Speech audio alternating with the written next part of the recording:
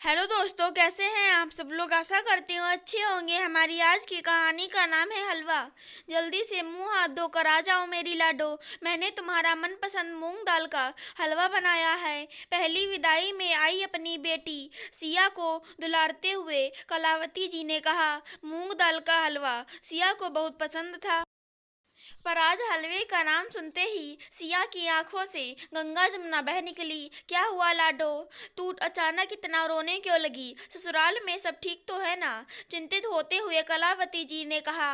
हाँ माँ, सब ठीक है, आप चिंता मत कीजिए। पर मूंग दाल के हलवे से मेरी इतनी कड़वी यादें जुड़ गई हैं कि उन्हें भूलने में थोड़ा वक्त तो लगेगा। अब तू क्या इतनी पराई हो गई है कि अपनी माँ से भी अपने दिल का हाल भी नहीं कह सकती लाडो। सिया को गले से लगाते हुए कलावती जी ने कहा। नहीं माँ, पराई नहीं हुई, पर आपको यह सब सुनाकर मैं परेशान नहीं करना चाहती थी, इसलिए नहीं बताया। शादी के कुछ दिनों बाद जब सब मेहमान घर से चले गए तो सासू माँ ने एक दिन मूंग दाल का हलवा बनाया था। छोटी ननद कनक को भी मूंग दाल का हलवा बहुत पसंद है।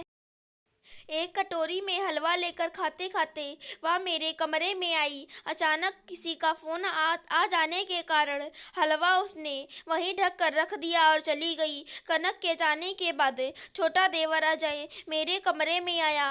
हलवे की कटोरी ढकी देखकर उसने अपने मन में कहानी बनाई और सासू माँ से जाकर कह दिया कि देखो माँ, भाभी हलवा चुरा कर खाती हैं। सासू माँ गुस्से में मेरे कमरे में आई और कटोरी उठाकर बाहर सबको ले जाकर दिखाकर कहने लगी, देखो जरा नई बहू के लक्षण, हलवा चुरा कर खाती है। अरे मुझसे मांग लेती, मैं मना थोड़ी ही करती।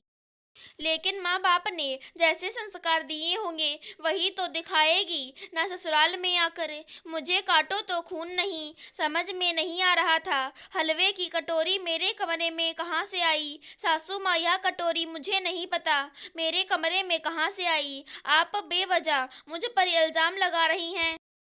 तुमने क्या मुझे बेवकूफ़ समझ रखा है। अरे अच्छे घर की लड़कियां इस तरह से हरकतें नहीं करती। तूने तो 4 दिन में ही अपना रंग दिखा दिया। मैं क्या करती माँ, पूरा दिन अपने कमरे में बंद रही मैं। काश मेरे पास जादुई चिराग होता और मैं उससे अपनी बेगुनाही साबित कर पाती। आंसुओं से तकिए को भिगोते हुए मैं मन ही मन सोच रही थी। भाभी उठिए, मेरे साथ बाहर चलिए, जरा सबके सामने मुझे कुछ कहना है। कनक ने मुझे उठाते हुए कहा। अब क्या कहना बाकी है कनक, किसी ने मेरे ऊपर तनिक भी विश्वास नहीं दिखाया। क्या सचमुच पराए घर से आई लड़की की यह इज्जत होती है ससुराल में। भाभी आप चलो तो सही। हाथ पकड़कर कनक मुझे सबके सामने ले गई और हाथ जोड़कर माफी मांगते हुए कहा, मुझे माफ कर दो भाभी, मेरी जरा सी गलती के कारण आज आपको सबके सामने शर्मिंदा होना पड़ा। हलवे की कटोरी तो मैंने खाते खाते ढककर आपके कमरे में रखी थी और जल्दबाजी में कॉलेज चली गई। सभी ने आपको गलत समझ लिया।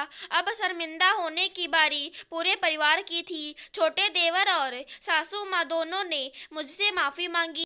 मेरी बेगुनाही साबित होने पर भी माँ दिल में कुछ दरक गया था। उस दिन के बाद से आज तक मैं किसी से अच्छी तरह से बात भी नहीं कर पा रही हूँ। बस इतनी ही कहानी है मूंग दाल के हलवे की मेरी लाडो। मुझे तुझसे बस इतना ही कहना है कि नया घर है, परिवार है, थोड़ा तो समय लगता है रचने बसने में।